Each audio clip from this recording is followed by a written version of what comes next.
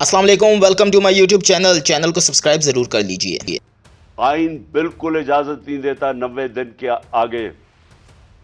हमने फैसला किया है और मैं बड़ा शुक्रगुजार हूं अपने दोनों चीफ मिनिस्टर्स का कि इन्होंने बिल्कुल मेरे साथ चले हैं, मेरा साथ दिया है।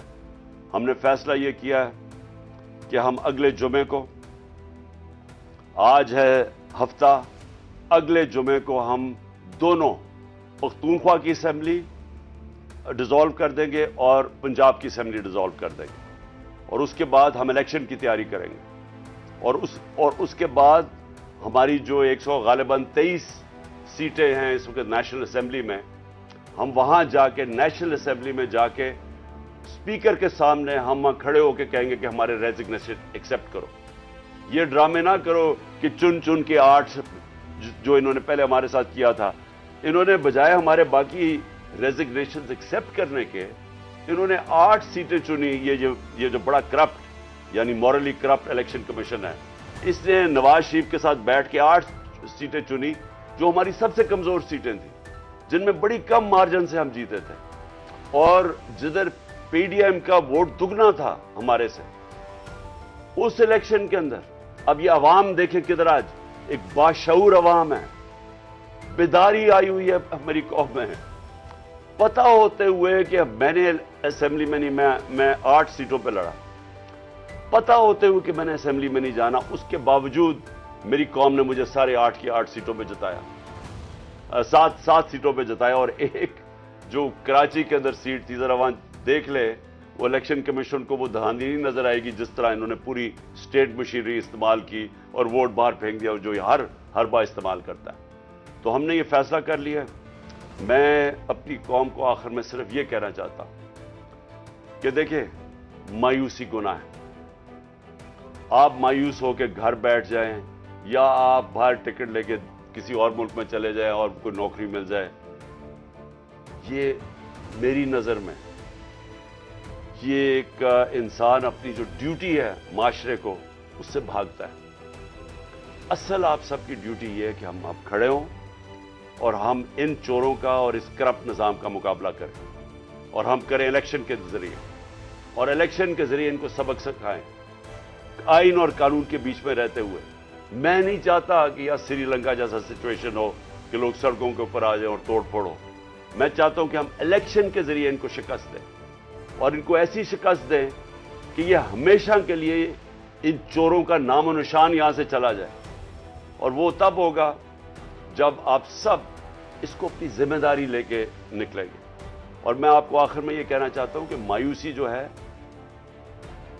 मैं 3.5 साल गवर्नमेंट में रहा, इसके बावजूद कि बैंकरप्ट गवर्नमेंट में ली, इसके बावजूद कि हमारे पास तजर्बा ही नहीं था बिल्कुल। हम पहली दफा गवर्नमेंट में आए थे, एक के बाद दूसरा क्राइसिस था। सदी में एक दफा कोरोना जैसा क्राइसिस आता है, वो ऊपर से आ गया, 2 साल वो रहा। उसके बावजूद पाकिस्तान में किसी गवर्नमेंट ने, जिस तरह मैंने कहा कि जो मिलिट्री डिक्टेटर्स को तो अमेरिकन डॉलर्स मिले, हमें तो कोई डॉलर्स ही मिले। सबसे बेहतरीन हमारी इकोनॉमिक परफॉर्मेंस थी। इस सब के बावजूद अब हम समझ गए हैं, मुझे तीसरे और चौथे साल में पूरी समझ आ गई कि ये गवर्नमेंट चलती कैसे है। मैं आखिर में सिर्फ आपको ये कहना चाहता हूं, मायूस ना हो। मुल्क ये तब अब उठेगा जब बड़े और मुश्किल फैसले होंगे। ये मुश्किल फैसले इनके नहीं कि कीमतें बढ़ाते जाओ और कहो जी मुश्किल फैसला है। मुश्किल फैसले का मतलब मुल्क के इदारों को रीस्ट्रक्चर करें, इस मुल्क के अंदर इंसाफ कायम करें, रूल ऑफ लॉ कायम करें। अगर अल्लाह भारी अक्सरियत देता है तो तब आप ये सब कुछ कर सकते हैं। इस मुल्क में इस्लाहात कर सकते हैं, इदारे ठीक कर सकते हैं। जो गवर्नमेंट कैसे चलती है, इतनी बड़ी हमने गवर्नमेंट बना दी है और वो हमें आगे निकलने नहीं देती। हर जगह रुकावटें बन गई हुई है और वो हमने काफी चेंज भी किया। एक्सपोर्ट्स बढ़ानी है, हमने रिकॉर्ड एक्सपोर्ट्स बढ़ाई। कैसे हमने एक्सपोर्ट्स बढ़ानी है, उसका हमने प्लान बनाया हुआ है। स्मॉल और मीडियम इंडस्ट्री को कैसे खड़ा करना है, जो असल रोजगार देती है और दौलत में इजाफा होता है।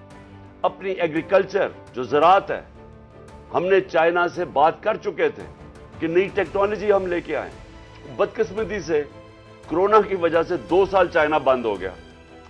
وہ جو نئی ٹیکنالوجی سے ہم نے صرف اپنی, اگر ہم وہ چھوڑیں کہ جو چائنا کے اندر وہ پیداوار لیتے ہیں 1 ایکڑ سے, ہم اگر اپنی دگنی کر لیں تو اب یہ سمجھیں کہ پاکستان کے اندر ایک انقلاب آ جائے گا.